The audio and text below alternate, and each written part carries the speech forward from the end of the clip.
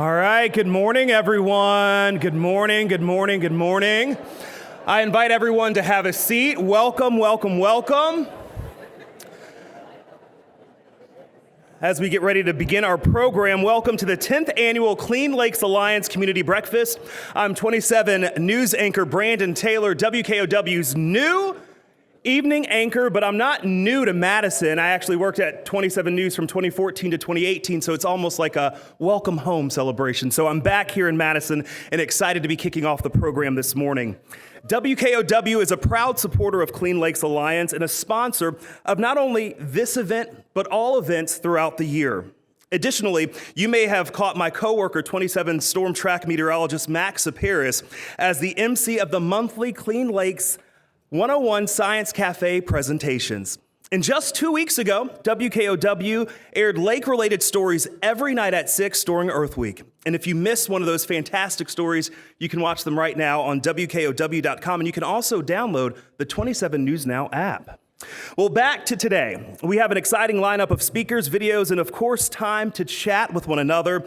The entire program can be found right now on the Wrap Around Your Greater Madison Lake Guide, which was officially released today, and I'm sure you may have seen it as you were sitting at your place setting. To tell us a little bit more about today's program, I would like to introduce Clean Lakes Alliance Board Chair, Linda Nettlekoff.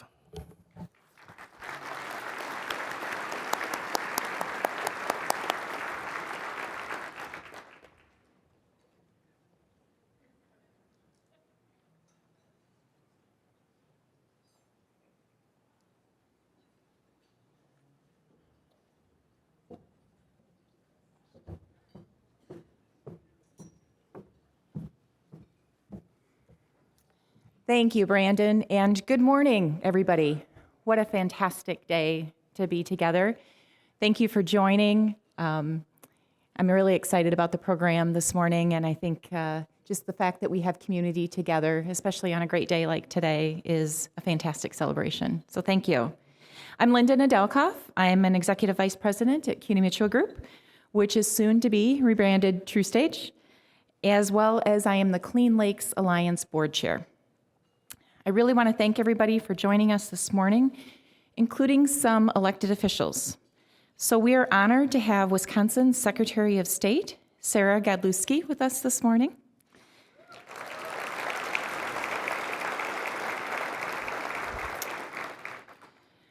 We have Dane County Executive Joe Parisi joining.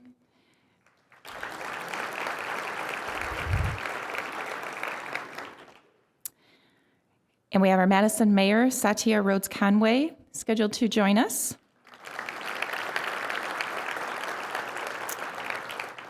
Monona Mayor, Mary O'Connor. Thank you, Mary. Our Middleton Mayor, Emily Kuhn. Thank you, Emily.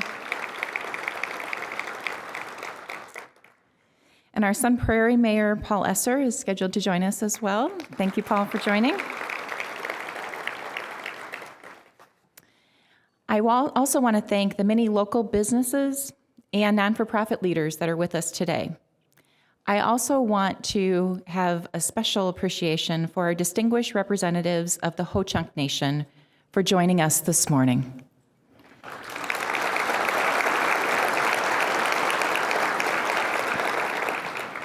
With respect to our community board, there are over 40 of us from various government, business, non-for-profit, and community groups. We meet monthly, and we work to help guide and support the organization. So if you are a board member, could you please stand?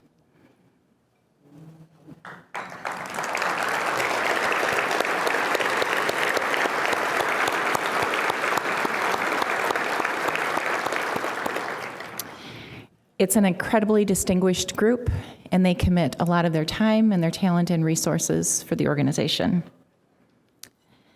One of the things that we are working on very diligently at Clean Lakes Alliance is inclusion. The lakes are truly a community asset. They should be accessible, not just to some, but to all. And while the lakes are considered a present-day asset that make Greater Madison such a special place, they have been viewed as sacred by the people of the Ho-Chunk Nation for many, many years. Clean Lakes Alliance acknowledges that we occupy ancestral Ho-Chunk land in a place originally called Dejop, which refers to the area's 4 large lakes. We are thankful to the Ho-Chunk Nation for their thousands of years of land stewardship, and we know we have much to learn from how they view and treat our life-giving lands and waters. We also recognize the sovereignty of the Ho-Chunk Nation and are excited to nurture a relationship and grow our partnership with its governmental leaders. Today, we are lucky enough to be joined by one of those leaders. John Greendeer is the president-elect of the Ho-Chunk Nation, and he has actually been in this spot before. He was first elected in 2011, and President-elect Greendeer served 1 term and chose not to seek re-election. He continued on to serve as the nation's health and wellness coordinator, and he decided to run again to help build unity within the tribe. So please join me. It's my great pleasure and my great honor to introduce President-elect John Greendeer of the Ho-Chunk Nation.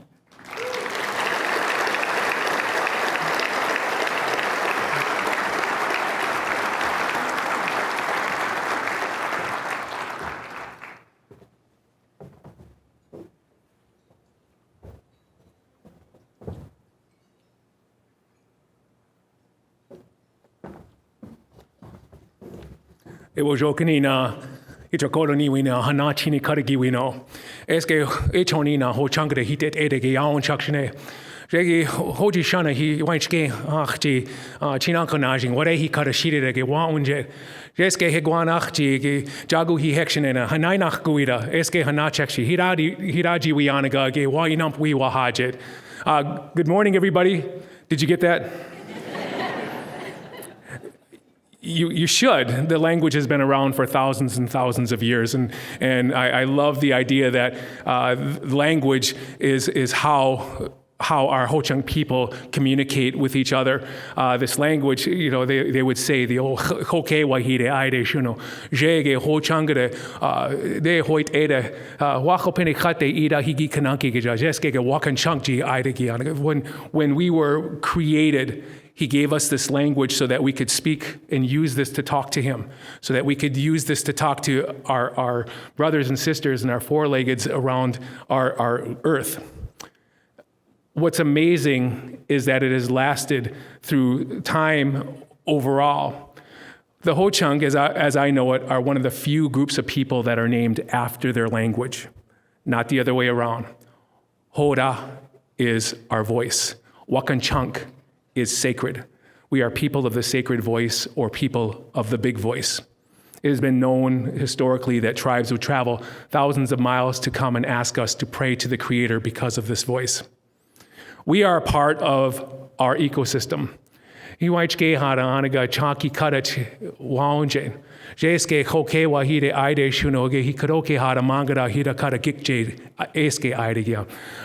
are, my sister and I, are members of the Deer Clan. We are sworn to take care of our earth. We have a lot of other roles in our clan responsibilities, but one of those main roles is to look out for our grandmother, our earth, for she gives us everything we need to do to live our lives, and we can't do anything against her. So we take care of her just like we would our own grandmother.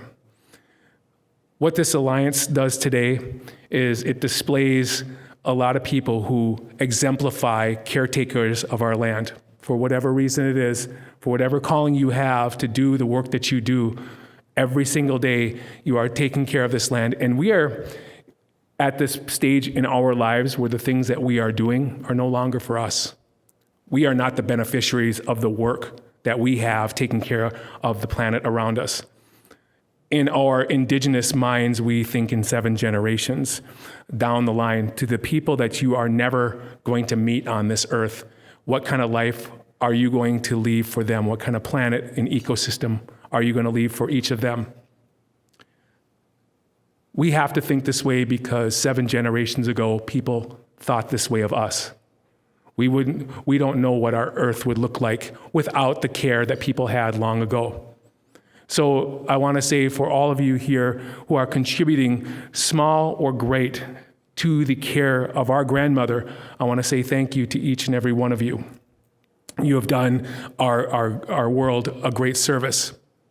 We are all a part of the ecosystem around us. Man has this uncanny desire to put themselves above the ecosystem. We are going to change the way the rivers flow, what the mountains look like, where a road should be, infrastructure, mineral extraction, those types of things. But we don't own this planet. And I believe that, when we look at ourselves as human beings, we left this ecosystem long ago. And I say that because I'm a big fan of Naked and Afraid. And I've watched humans last 3 days out into the woods, and they've got bug bites and dysentery. They can't make a fire. They can't make a house. And it is so hilarious that they've made a global show about it. We are supposed to be the most sophisticated beings on the planet, yet you can't drop an adult into the ecosystem to survive for 21 days. We have to be humbled by that. A long time ago, at our creation, our Creator, Wahopenichate, our Great Spirit, gave us everything that we need to survive. And it would be there for us, so long as we used it with respect. And that's what we have done. And there's no way that the Ho-Chunk Nation can save the planet. There's no way that the greatest alliance can save the planet. We need to take a culture and promote it as best we can to our little ones to ensure that we will always have a good place for them and their seventh generation. Higuanach ji hiraji wiwan jago hi hekshena hanainach guida jeskege gi pinkchina wa inamp hat umbikshene. I want to say thank you to all of you for sharing a moment with us. Our Ho-Chunk Nation, I don't have to prove our existence here. This has always been our home, so welcome. And please enjoy the rest of the program, and thank you so much for allowing me to offer a few words today. Pina Gigiwing.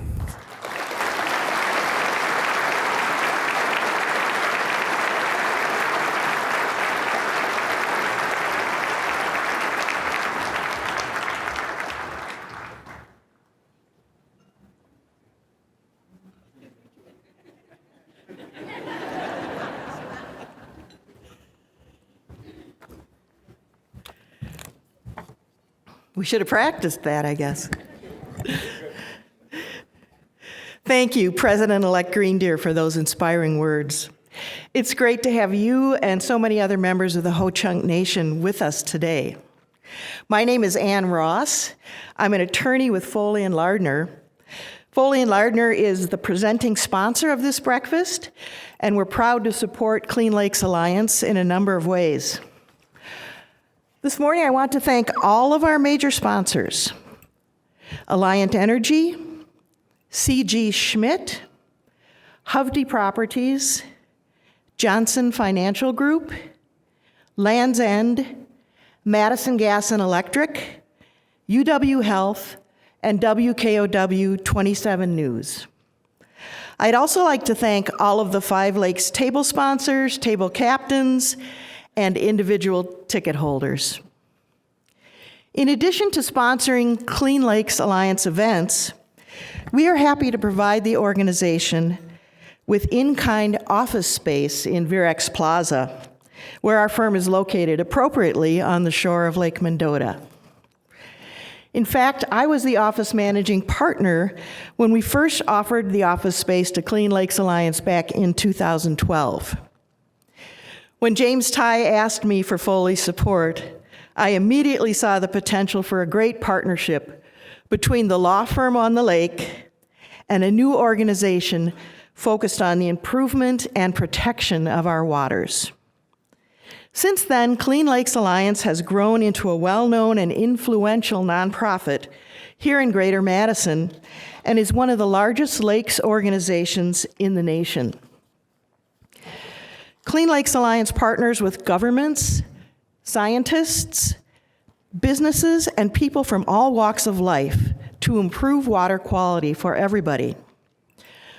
Like many others in this room, a good portion of my life has been spent on or near the Madison Lakes. Growing up, we fished and canoed on Lake Wingra, swam at Willows Beach, and ice skated on Vilas Antennae lagoons. As a competitive swimmer, I even competed in swim meets hosted by the Shorewood team in Lake Mendota. I know there must be some other people in this room who remember that. Shorewood always won those meets.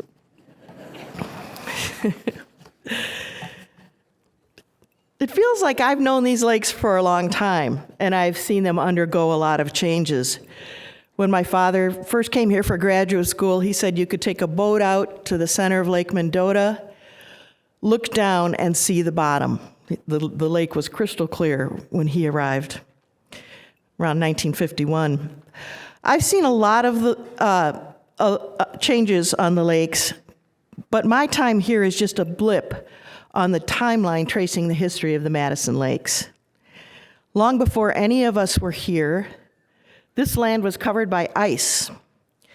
Dejope is a special place, rich in geologic and cultural history. The lakes are central to this story, serving as the area's defining features and human gathering spaces, going back thousands of years. We have a short video for you this morning that speaks to this rich and fascinating history.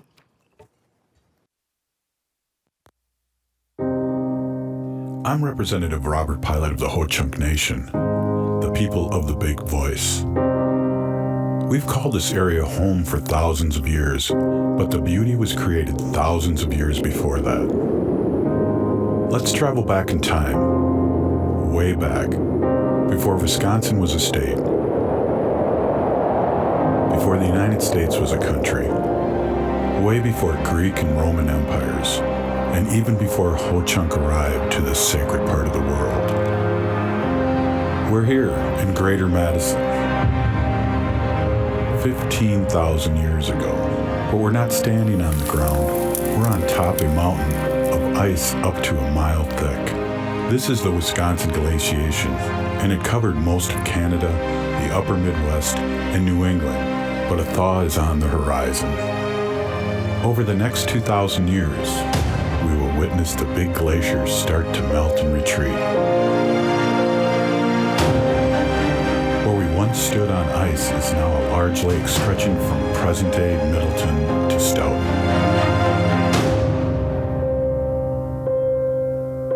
Enter humans.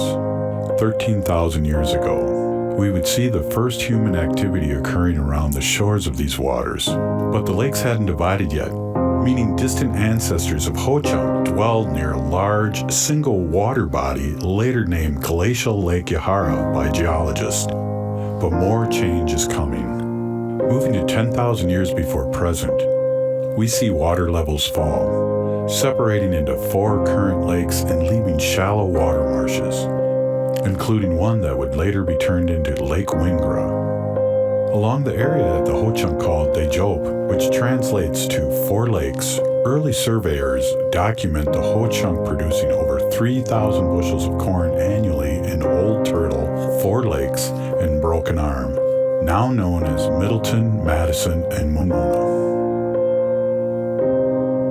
At the center of Dejope, much like today, sits Lake Mendota, now known as the most studied lake in the world. The lake was once called Wakshek Ominga, translating to where the person rests.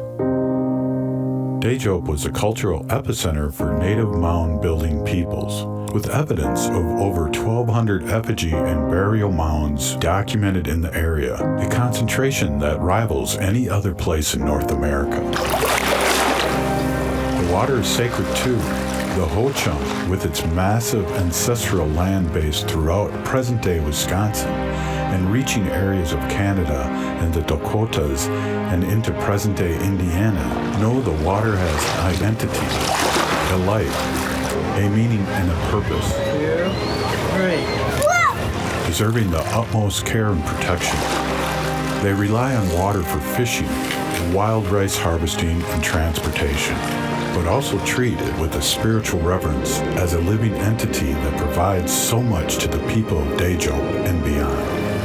That important relationship with water has lasted centuries and it has kept the Ho-Chunk Nation from its traditional clan duties to its modern-day government as protectors of one of the most important life resources. This is why the Ho-Chunk poured tobacco for the water spirits. In return, the water protects the people. It's been 13,000 years since humans first congregated here. The future holds promise, but perhaps the past can offer lessons to how we develop relationships with our lands and waters. As we move forward to make our lakes better, we must also look back and draw upon the lessons learned from the Ho-Chunk, who knew the protection and reverence to the water would in turn lead to a thriving community.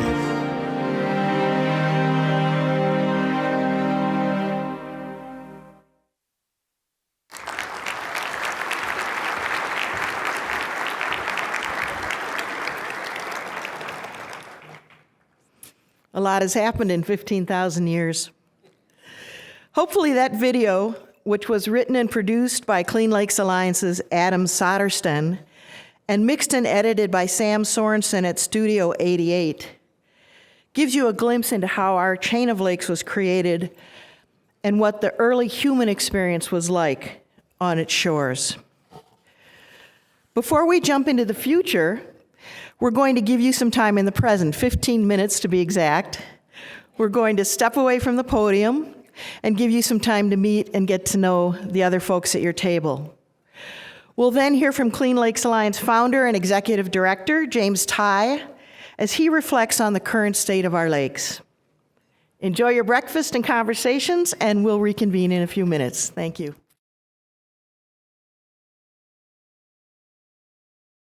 Good morning.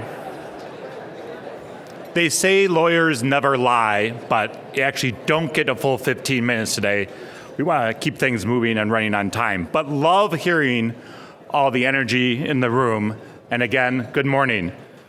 I want to personally thank you all for coming out today and welcome you back to our program. For those of you who do I not know personally, I'm James Tye, the Executive Director of the Clean Lakes Alliance.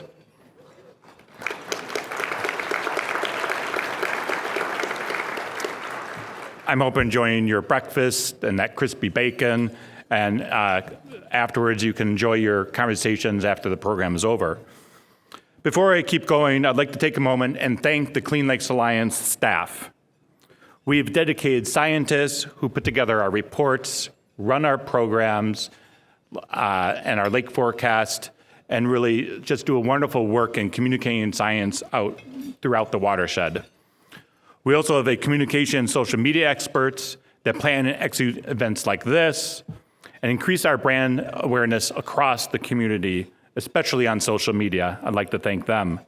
And of course, we have finance, administration, and database professionals that make sure the money you all donate, maybe even some more today, is tracked and put at the right place at the right time for the right project. Thank you again to our small but mighty Clean Lakes Alliance team for your work today and every day. They're scattered around here today, so thank you very much.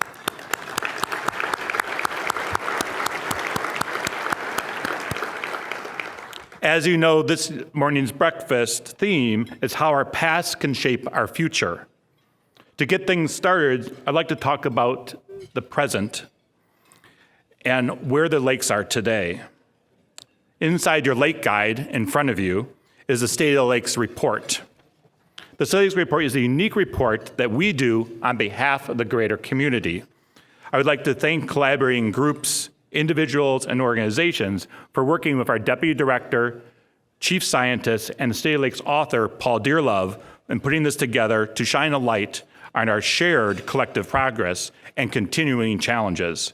The objective of the State of the Lakes report is to know what happened last year, but also for context, the longer-term trends around these 5 areas: watershed phosphorus mass balance, precipitation, land conservation practices, and most importantly, in-stream phosphorus loading, and then actually what's going on in the lake with the lake water quality. It's an often complex and multi-layered story to tell, and we work with the area's leading scientists, engineers, and land managers to accurately present it. So what do we know? With every 10 steps forward through our many shared successful actions, we get pushed back 2 steps. Looking at recent history of implementing land conservation practices, we are now seeing less phosphorus in each gallon of runoff reaching the lakes. That is real progress and proves that actions matter. The Clean Lakes Alliance is very proud of the $1.4 million we have granted to organizations to do work. Of that, over $1 million has gone directly towards ag innovation investments that we've made over the past decade to help accelerate farming practices and adopting on-the-ground action. That included helping the founding and early development of Yahara Pride Farms organization. In addition, we have supported aerial crop seeding, low disturbance manure injection machine, 3 miles of buffer strips, manure composting research, and a prairie restoration, to name a few. However, our biggest and most intensifying headwind is more rain, often at the wrong time in the wrong place. This means while phosphorus per gallon of runoff is going down, the number of gallons entering our lakes are going up. The good news is that we know the lakes will respond quickly and favorably once the spigot of phosphorus continues to close. More good news is we've also continued to grow our alliance and its positive impact with education, including our monthly Lake Science Cafe series, fun events, and community presentations throughout the watershed. Volunteerism, such as our volunteer days and water quality monitoring that happen every Thursday all summer long. Lake forecasts, which provides real near-time water quality conditions from around nearly 100 points on all 5 lakes. Advocacy, like supporting Dane County and other local governments in budgeting for lake improvement measurements and adopting lake-friendly policies. And of course, maybe most importantly, is supporting grassroots actions, providing tools and grants to support those wishing to make an impact in a positive way towards the lakes. Before I welcome Dane County Executive Joe Terrace to the stage, I want to give you a sense of how far we've come as an organization as we are entering our 14th year. Today, the Clean Lakes Alliance is over 2,000 annual donors strong, and we're connecting more people to the lakes every day. And we've successfully expanded and led the Yahara Clean Compact, think Paris Accord, but for the lakes, last year with a new action plan for our lakes, lands, and waters. Called Renew the Blue, which is publicly released last year in May, puts focus on 7 direct impact areas and priorities. Dane County is leading the charge in planning and implementing a number of these actions, with County Executive Joe Terrace consistently putting money in the budget to support the lakes for innovative ideas. It's my honor to introduce a great partner of the Clean Lakes Alliance, Dane County Executive Joe Terrace.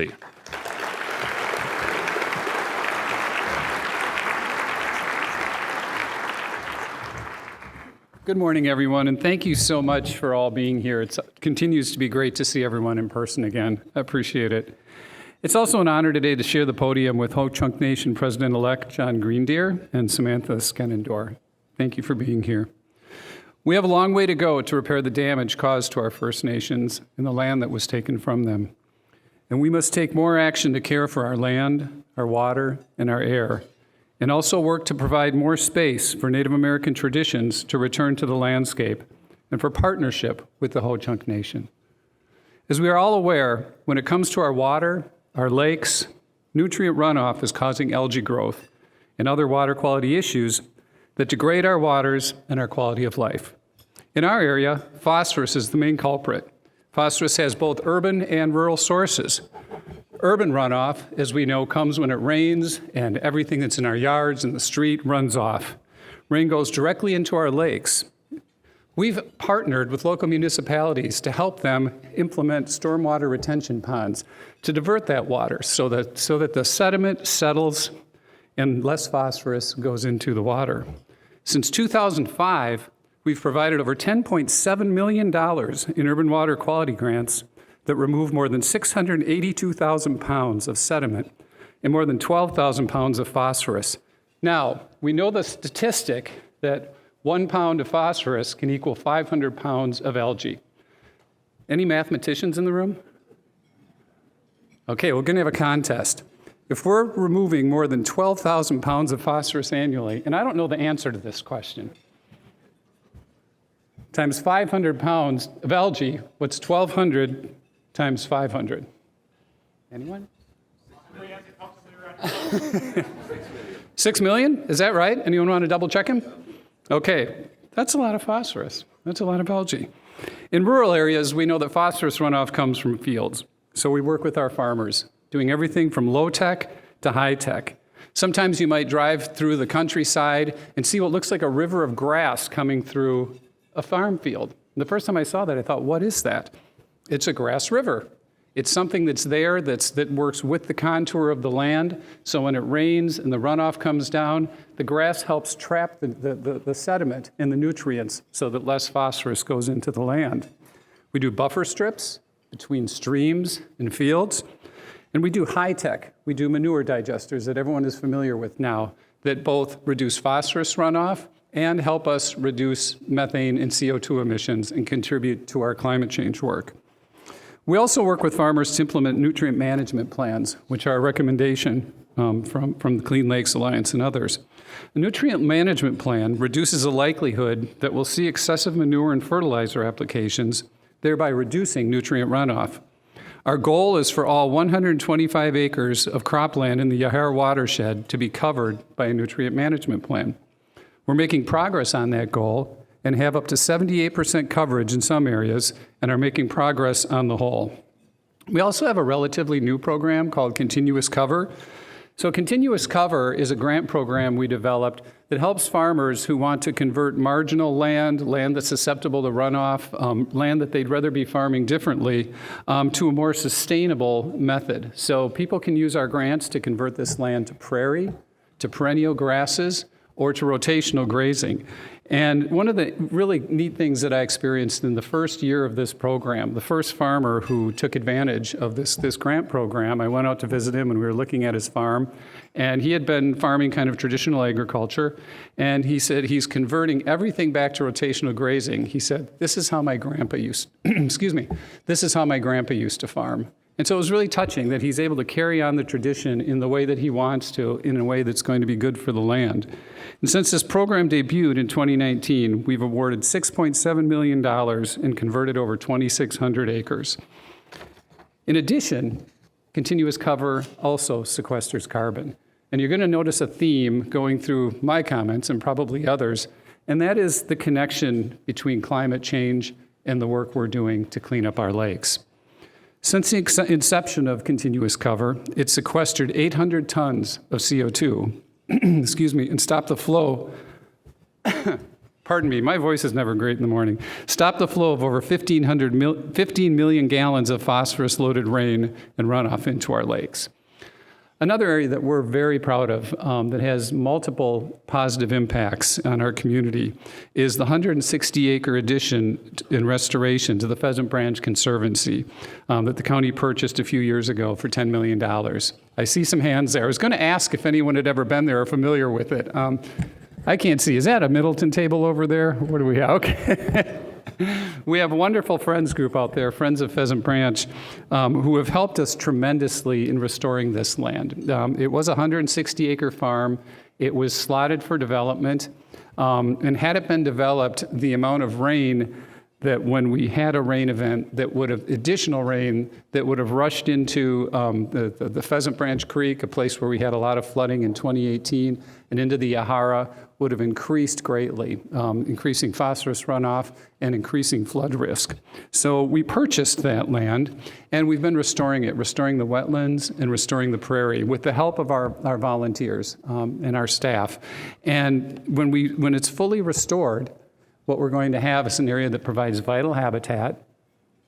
It helps sequester carbon because, fun fact, an acre of prairie sequesters the same amount of carbon as an acre of forest. And it also helps absorb the water when it comes and reduces runoff. And I'm looking over there and I see some of our county staff who's involved in this. Would I embarrass you guys if I asked you to at least raise your hands if you're a Dane County staff person? Can we please give them a hand?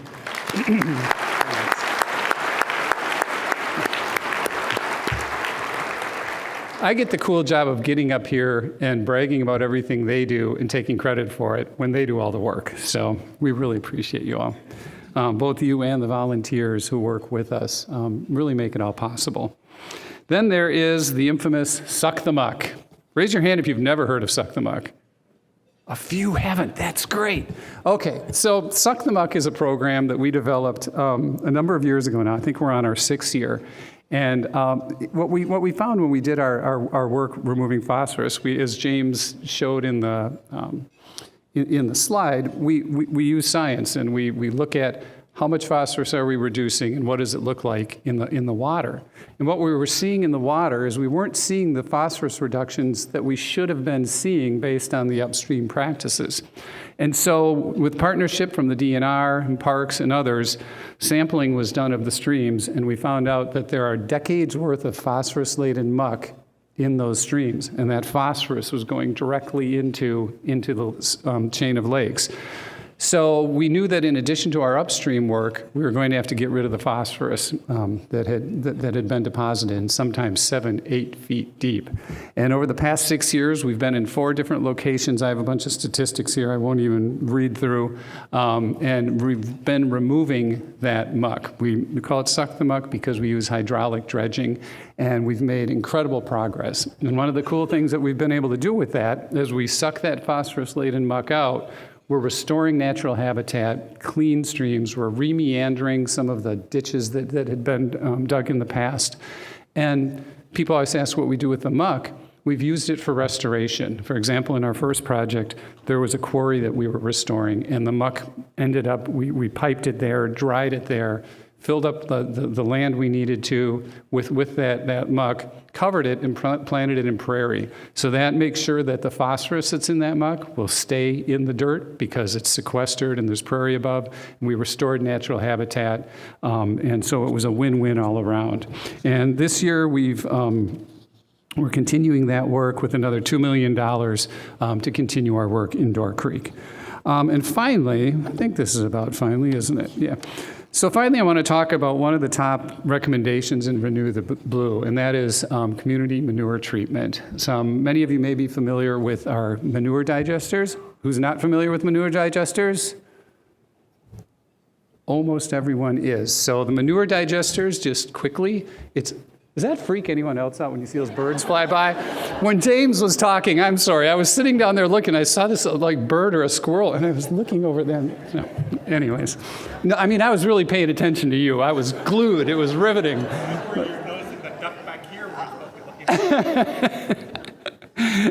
Anyways, community treatment is something we do to a certain extent. Now we have manure digesters, and that's where groups of farmers get together and they pipe or ship their manure to a place where the solids are separated, phosphorus is removed, and then the remainder goes through an anaerobic digestion process that removes the methane and creates renewable compressed natural CNG, compressed natural gas, that's good for our planet. It's a great clean fuel. And what we've seen is, even with all of our practices, we have to reduce the amount of phosphorus and the amount of manure being spread. And so the manure digesters help us do that. But what we know is that we need something on a much broader scale. And so we've embarked on a process. I put $3 million in this year's budget. We've been convening local farmers. Is Pam Yankee here by any chance today? Pam, are you here? I don't know how many folks are familiar with Pam Yankee, who's a great ag reporter and farm advocate.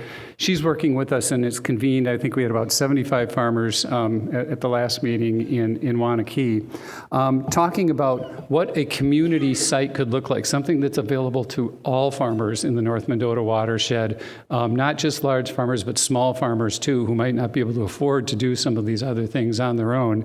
And so we're looking at a feasibility study, looking where we could locate it, what it would look like to partner with our farmers to undergo on a massive scale what we're going on a smaller scale with our manure digesters. So stay tuned to that. That would help us deeply with what James mentioned, which is winter spreading, which is when we're at the most, if people have to, if they run out of storage and they have to store manure in the winter time, they have to spread it on the fields and then it rains, we're in deep trouble. And that's where we get a lot of our challenges. I think over 50% of the runoff happens in the spring. And so there's a lot of good work going on, not always exciting, but people are grinding through. We're seeing reductions. And I just want to close on something James referred to when you were talking about 10 steps forward and 2 steps back. And that is what has become evident over the past few years is that you can't separate the work we do with our lakes with the issue of climate change. In fact, as we know, we can't separate anything that we do from the work that we need to do to reduce greenhouse gas emissions. We know that we do the work for our lakes, not for us, but for our children and our grandchildren. And it's imperative that we do the work we need to do to reduce greenhouse gas emissions for our children and our grandchildren. Dane County is dedicated to this work. I won't go into it now. But please visit our website or reach out to us if you want to know what we're doing, if you want to know what you can do. There are enormous opportunities available now under the new federal legislation that make it less expensive if you're building new or remodeling to utilize clean energy than dirty energy. So if we love our lakes and we love our children, we have to love our earth. So there's so much we can do. It's challenging news, but it's also really good news because it's not too late and we have all the tools we need to make a difference. So thank you for being here, everyone, and thank you for all your support for Clean Lakes Alliance. Appreciate it.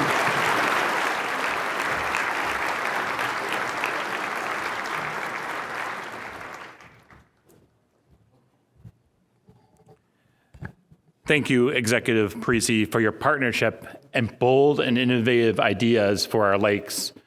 And also, I'd like to thank all the signatories for the Yahara Clean Compact's work called Renew the Blue, which sets out the agenda, a shared agenda for a community of where those priorities are. Clean Lakes Alliance knows that government alone is not going to be able to fix all of our challenges around water, and that's why we are all here today. We are now moving forward to a future of more empowered individuals and organizational stewardship. For us, that meant taking stock in our organization. We had found our organization was outgrowing its vision and mission. We asked ourselves these questions. Why did we outgrow the confines of our original mission? Where have we been? And where are we going? Our old vision saw a future in which lakes are the center of our community. Today, we're in a room full of lake enthusiasts. More and more, the lakes are being on top of the community agendas. This means we're now beginning to view and treat the lakes truly as a center of the community. Our new vision is pretty simple. It reads, we envision a community renowned for its lakes, lands, and waters. Renowned, what does that mean?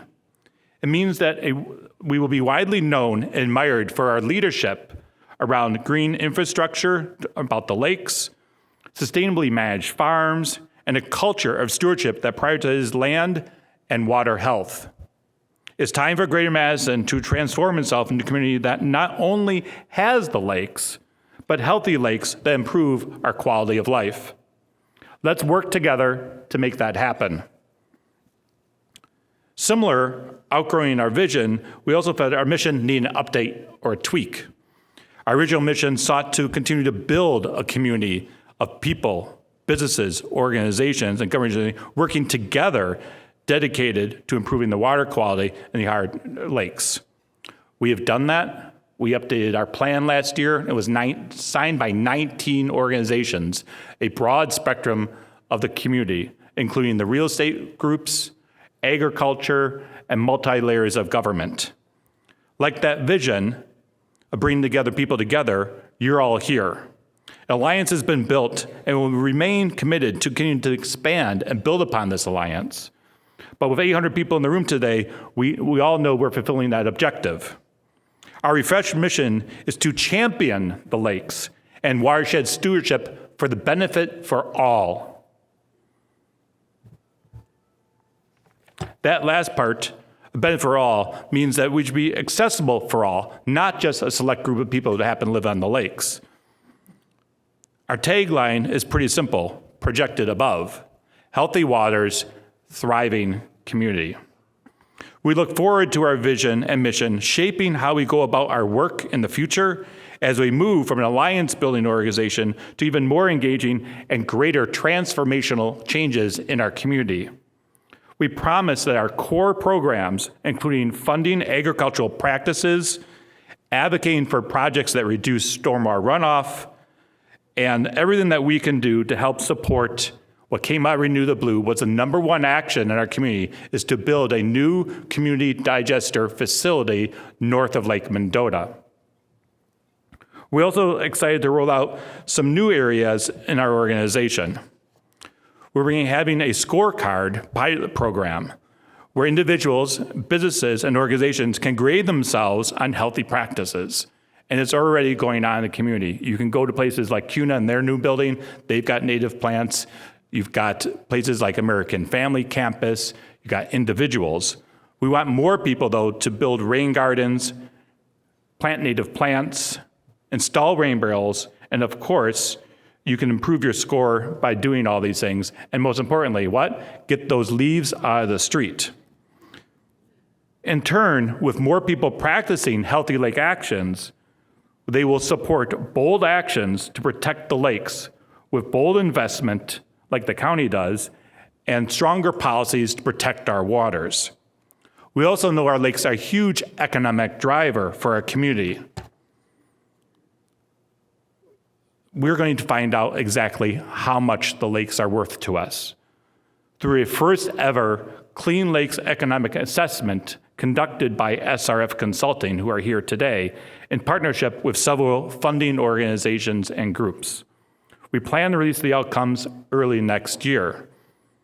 Finally, did you know that 48% of the land that goes around our 5 lakes are actually publicly owned? This includes 25 named parks, many conservation areas, and street ends like the one pictured with me on page 7 of the Lake Guide. As an organization, we're going to continue to push for these public spaces to set the new standard that will make us renowned for our lakes, lands, and parks. The redevelopment of John Nolan Drive is a prime example how functional objectives from transportation, recreation, environmental standpoint has a standard to set a new standard. And I'm very excited that our mayor saw this many years ago and expanded from just a law park rebuild to entirely going from Sardine all the way over to Olin. That bold vision is going to truly make us a special place. It's a once-in-a-generation project that can be the model of how to improve public access, sustainability, and lake health. To achieve our vision of a renowned community for its healthy lakes, lands, and waters, we know learning from the original caretakers of this area can help us put us on the right path. The Ho-Chunk have lived here for thousands of years and have beliefs and insights on how we can build a better relationship with our lands and waters. Our keynote speaker, Samantha Scanadora, knows protection of land waters is key to a thriving community. I was proud to meet Sam on a Lake Monona Waterfront Design Challenge panel, where she casually encouraged anybody who wanted to learn more about the Hudson Nation to contact her. So we did. We had coffee at the Edgewater. It was supposed to be an hour long. 2.5 hours later, we became close friends. Through our friendship and partnership, Clean Lakes Alliance looks forward to building a stronger relationship with the Ho-Chunk Nation as we work together towards shared goals for this special place called the Jope. It's my honor to welcome to the stage my friend, and partner, Samantha Scanadora.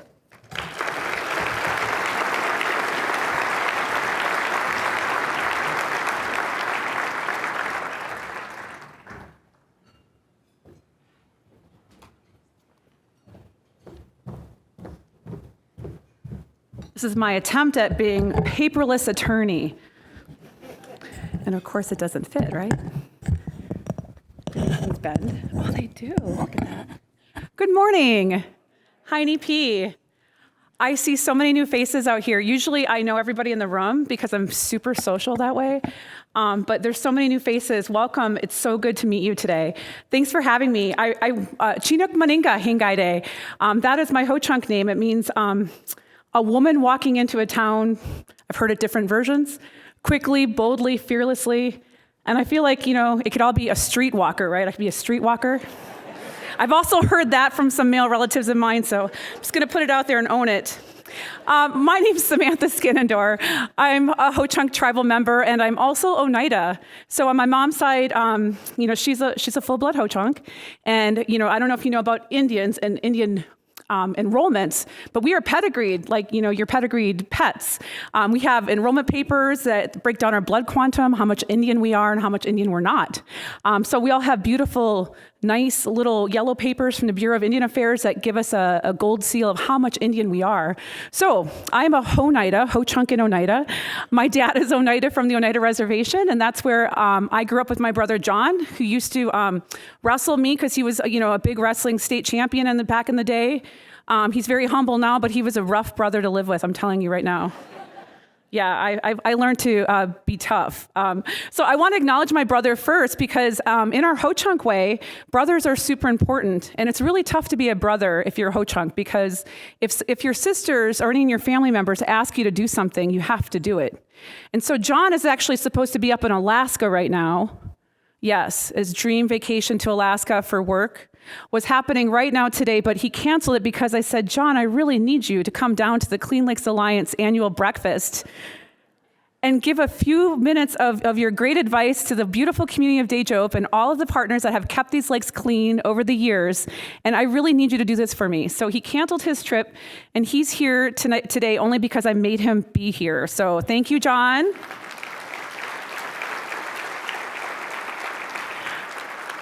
John is a fantastic brother. I'm so blessed. There's 8 of us in the family. I'm Jan Brady, by the way, right in the middle.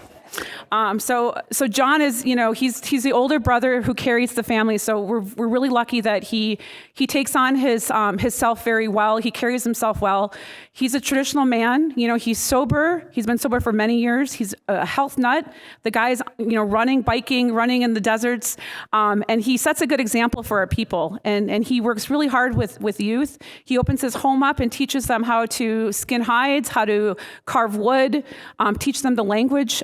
He's the real McCoy here, and I'm lucky to have him as my brother. Thank you.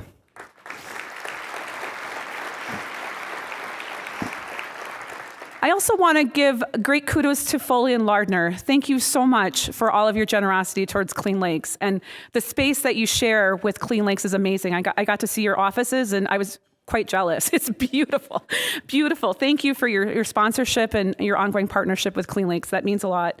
I'd also like to acknowledge my colleagues in crime. Where are you, Corals and Brady? There you are, back there. Those are the colleagues that get to work with me every day, and I usually don't go to work, so they don't really see me. This is the most they've probably seen me all year, so hi. But more than anything, I want to talk about James Ty. As James mentioned, we met at the Waterfront Challenge, which I thought is so important of how Dejope here in Madison, how we do things here, how we build this community, how we choose to build it, how we conserve it, how we preserve it, how we enunciate it, how we enjoy it, how sacred this place is. I loved how the city took on the challenge of bringing 3 design teams to take a look at our space and engage our community and engage our stakeholders and find out what works best for us. And I know that was a process even this building of the Monona Terrace went through back in the day as well. And it's always tough to get something over the finish line here in Madison because we really weigh in on everything. I thought, I'm here not as an attorney and not even as a tribal member, but I'm really here as a community member for you. I'm here to share some things with you and why I chose to get a little more active in the community and really take some time to think about our water here. And it really happened by happenstance. I practiced water rights litigation for some time, working for some tribes out in the West and Southwest. And as you know, they have a very different problem than we do here. They don't even have water to keep clean. They don't even have water to have phosphates in it. There are people literally, in a few short months will be showering outside with makeshift showers because they don't have water. So water is a very precious resource, and the reality of it is hard to fathom when we sit here around all these beautiful lakes and all these wetlands. It's hard to understand what it's like, to sleep day after day, year after year, where there's no humidity or water in the air. You can't smell water. It's just the most bizarre thing. I lived in Arizona for 5 years, and I could not get used to that. It's so bizarre. It's like, how do we live out here? How do human beings live out here? And every day, those people fight for water. They fight for water. They fight for ways to use innovations. They fight with each other, but they also collaborate and they come up with solutions. I mean, in Arizona, they have this CAP system, Central Arizona Project, where they siphon the water throughout the city and they recycle it. And they use as much technology as they can to try to save every drop of water to support that massive population in Phoenix. And it's amazing what they have to do just to have water. And I think about that in relation to where we are here in Madison, and we have these precious lakes. They're still alive. I remember going to a Downtown Madison Inc. Event where we talked about the health of the lakes, and they were in dire straits that year, and there were algae blooms everywhere. I remember running along the lakeshore and seeing these algae blooms, and I thought, gosh, our Ho-Chunk histories of all of these lakes throughout, our ancestral territories, Green Lake, Lake Winnebago, they all have these seasonal cleansing periods, and they have algae that happens, but, I had never heard from my elders, the extent of the algae blooms that we were seeing or that I was seeing in Dejob.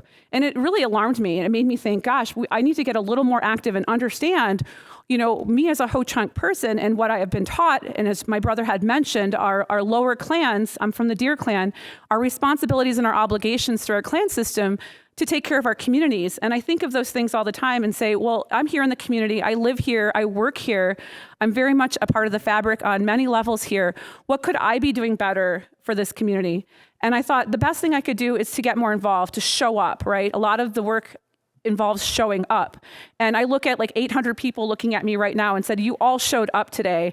You all took a little bit of time from your families and from your obligations and your work, and you showed up today to make a difference. And I want to give you a round of applause for showing up today. Thank you very much. And back to my point about James, it was so nice that I showed up one night at the community event to look at the design concepts.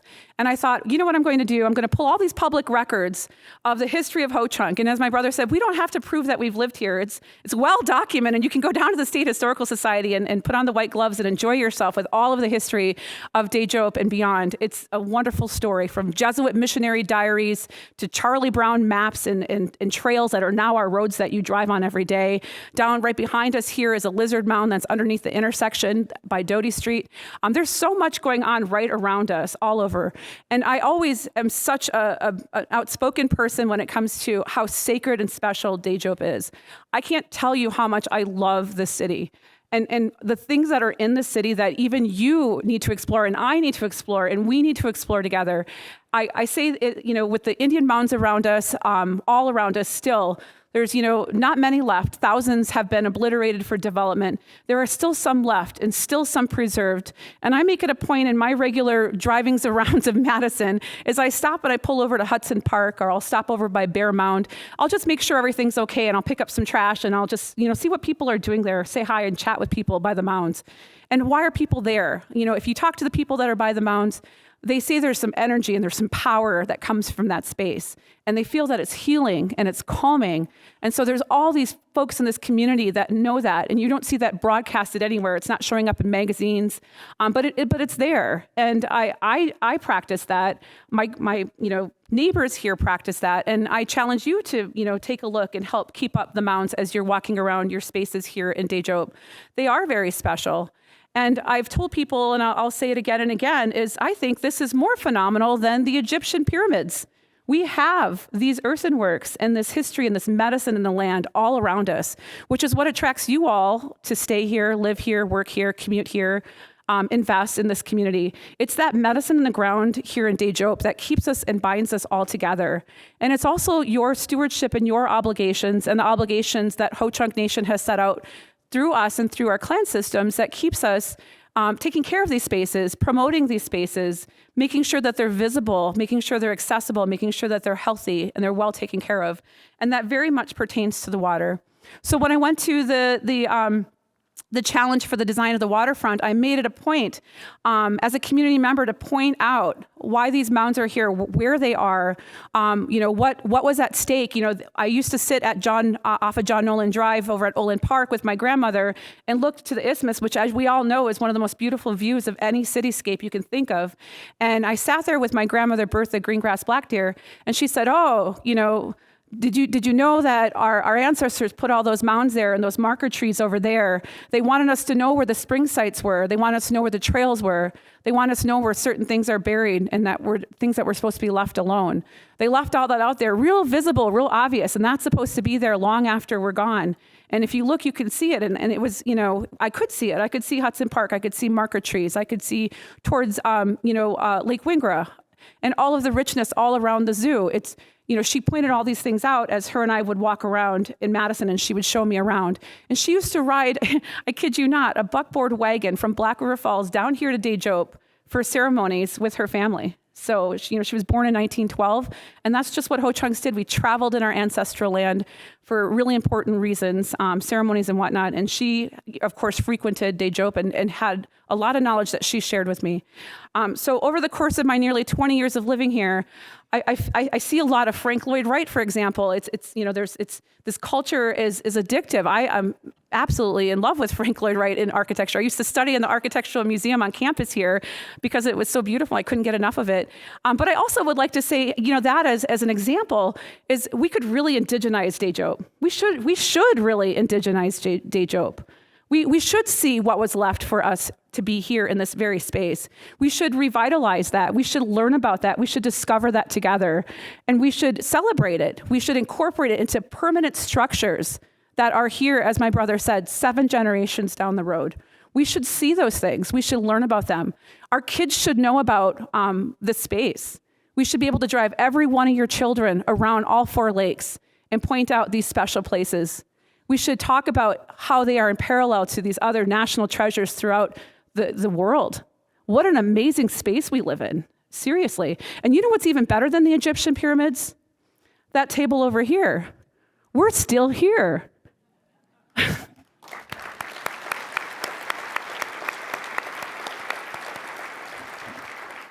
We're still here, and we still have things to share. We have things to give. And what did you think of that video this morning? Was that not amazing? Yeah, James, Adam, Paul, you guys are fantastic. That is just a few weeks of collaboration between the Ho-Chunk Nation and Clean Lakes. That's a few weeks worth of collaboration. Nowhere in the history of Madison have I seen our history pulled together so well in such a succinct video, tying together Ho-Chunk traditions, customs, and history along with the community obligations and the beauty of the city. That was just beautiful. That's a few weeks of a taste of a collaboration and a partnership. So I am very grateful that Clean Lakes has taken the resources and used them wisely and reached out to Ho-Chunk, and with welcome, open arms from James, we have absolutely accepted. So I'm here to talk about a very important announcement that nobody knows yet, which is that this table right here to my right is composed of elected officials from Ho-Chunk's 4 districts. And we have a great announcement. For the first time ever, we have forged a partnership, or we are exploring a partnership with Clean Lakes Alliance. This Ho-Chunk legislature has passed Resolution 42823A, which commits to explore a long-term partnership with Clean Lakes Alliance, and it's to bring greater awareness and instill the culture of lake stewardship in the Dajope community and, of course, within the state of Wisconsin. The commitment also speaks to a strategic partnership to help acknowledge the relationship of the Ho-Chunk people to the Yahara Watershed and to demonstrate how the past can shape our future when it comes to advancing water stewardship. Thank you, Ho-Chunk Nation.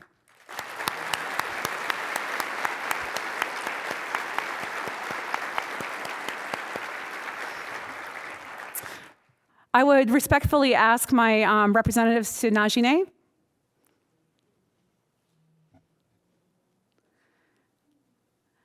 So these are our elected representatives. They represent districts from Green Bay, Wittenberg, Minneapolis, Toma, La Crosse, Madison, Milwaukee, and Chicago. These are the representatives.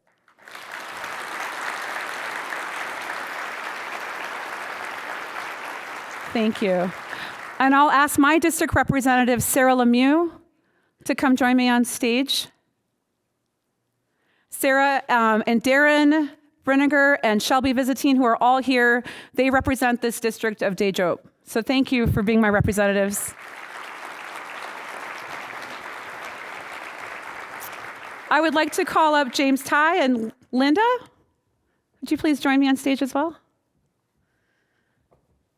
So there's one thing I was taught, or maybe more than one thing, from my mother and my father, who are both traditional folks, that, you know, when you ask people for things, you should give something to them, and you should give something meaningful to them, something of value. And, you know, in our monetary world, you know, we can certainly give money, and sometimes, you know, we can give things as simple as tobacco. But in this regard, I wanted to bring Linda and James up here because as a community member, this is from me to you on behalf of Ho-Chunks and all the Ho-Chunks and all of the people, all of your children and their children's children and their children's children yet to come into the 7th generation. We are looking very much forward to this partnership and collaboration with you.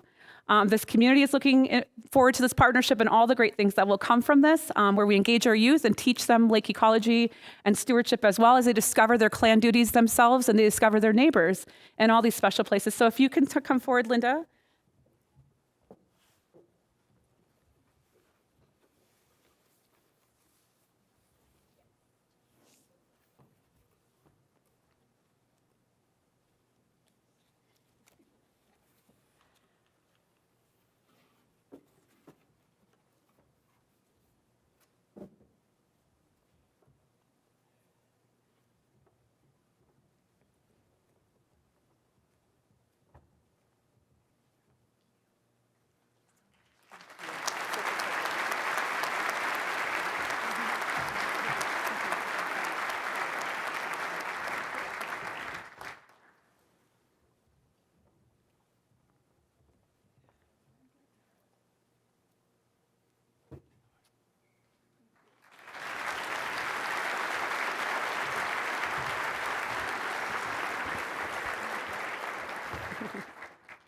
Thank you so much.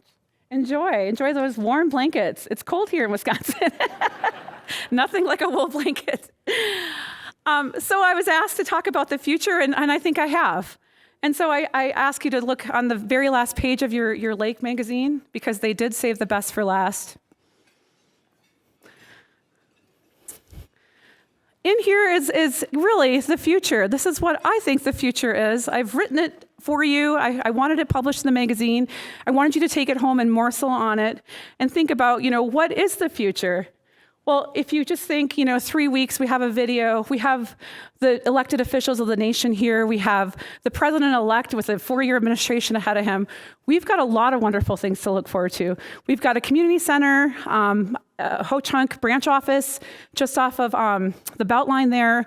We have Ho-Chunk Gaming Madison, who is a fantastic player in the community. Dan Brown and his team at Ho-Chunk Gaming, thank you so much. I don't know if you're here, but if you are, thank you for all the years and years and years in investing in Dajope. So what is our future? We have a lot to look forward to.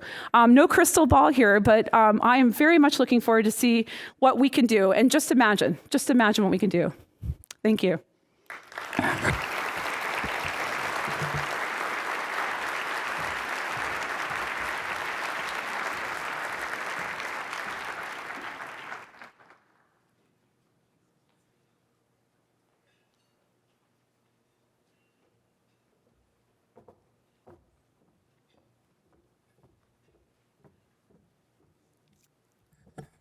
Good morning, everyone.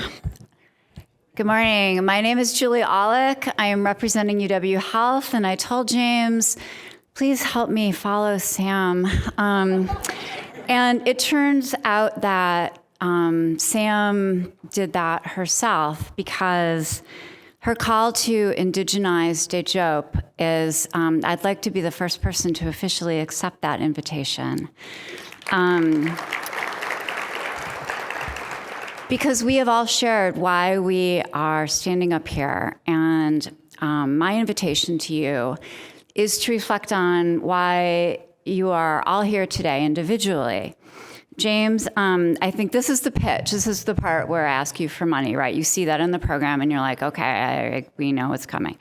But it might not be what you expect. I think James asked me to do this because he knows of my passion for the work of the Clean Lakes Alliance and for the lakes and our water, and also because of UW Health's commitment to not only clean water as an input to health, but its importance to our own commitment to sustainability as an organization. So I'm Julie Aulick. I'm the Director of Community Relations for UW Health. I'm also personally a Clean Lakes supporter. And I think this morning, instead of bringing my job and my passion and my enthusiasm, I'm going to bring a little bit more of my yoga teacher self, which many of you have never seen. So I am going to invite everyone to ground for a moment. Put your feet on the ground and appreciate all of the people, the animals, the earth that have come before us, which we have had ample opportunity to reflect on this morning, the future that has been painted for us and the opportunities, but to land in this moment, right here. No past, no future. The moment we are all sharing mere feet from Lake Mendota, feet from mounds created by Ho-Chunk ancestors. And take this grounding and absorb the gratitude that other speakers have shared and that I'm sharing with you for being here this morning, for giving your time, which is your treasure, to be here.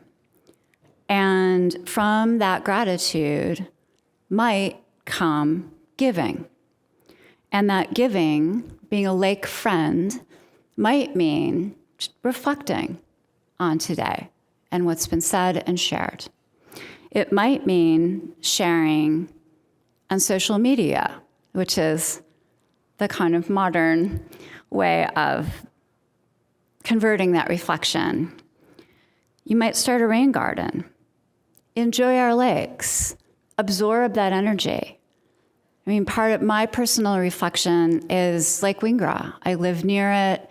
It's what's bonded me to this area. And I never go there without feeling the energy there and reflecting on how it has drawn people for thousands of years and how it calls me to be a good steward.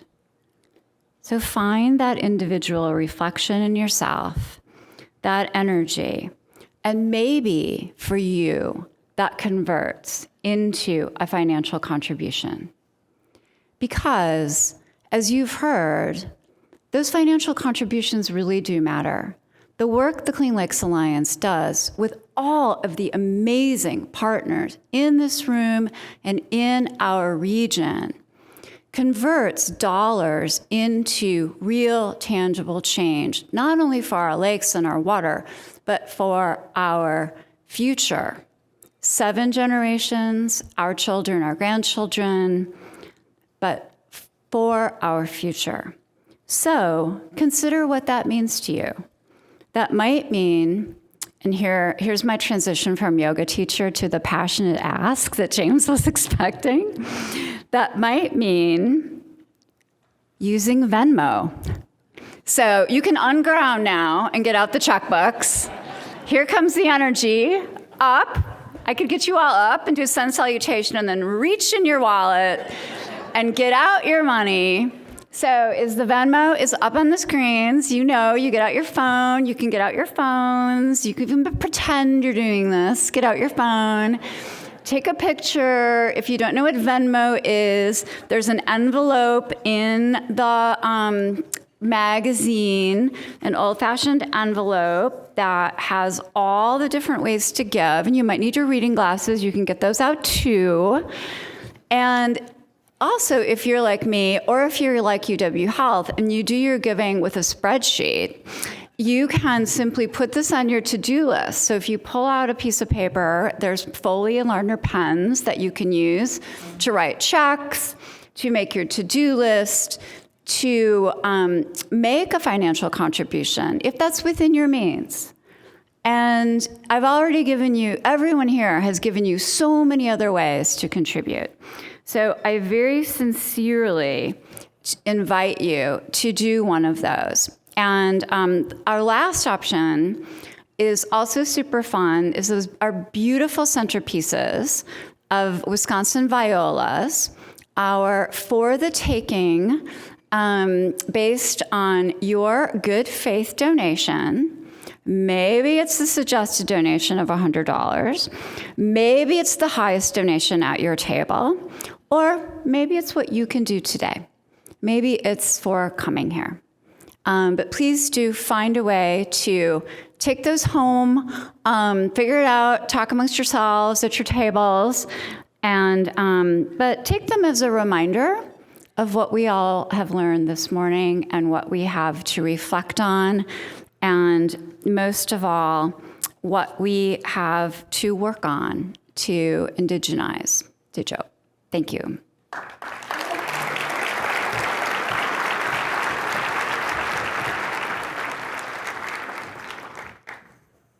Thank you, Julie, and thank you for firing us all up in support of Clean Lakes Alliance. Well, speaking of firing up, we have one more short video for you. This one is only about 30 seconds. It is a public service announcement that's going to start running on WKOW and other stations this month. So like this breakfast, the goal will be to get even more people involved in supporting Clean Lakes Alliance. Years, Clean Lakes Alliance has championed our lakes and watershed stewardship for the benefit of all. We've grown our alliance, advanced important projects that are improving water quality, and educated the public on how everyone can make a difference. Now, we're hoping you'll help us continue our positive progress. Become a friend of Clean Lakes, and let us put your donation to work so our community will be renowned for its healthy lakes, lands, and waters. Clean Lakes Alliance, healthy waters, thriving community.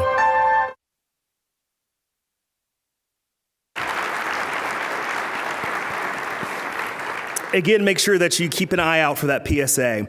If you see it on Facebook, make sure that you give it a share so more people can see it.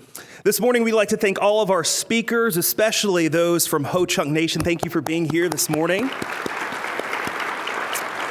Don't forget to take your coffee mug with you and your Greater Madison Lake Guide home with you when you leave. Also, make sure that somebody from your table, they need to take the centerpiece, don't forget that. And then finally, if you have an envelope with a check or credit card information, there will be Clean Lakes Alliance staff at the doors to take it from you. Thank you so much for joining us this morning, and make sure you have a great Tuesday.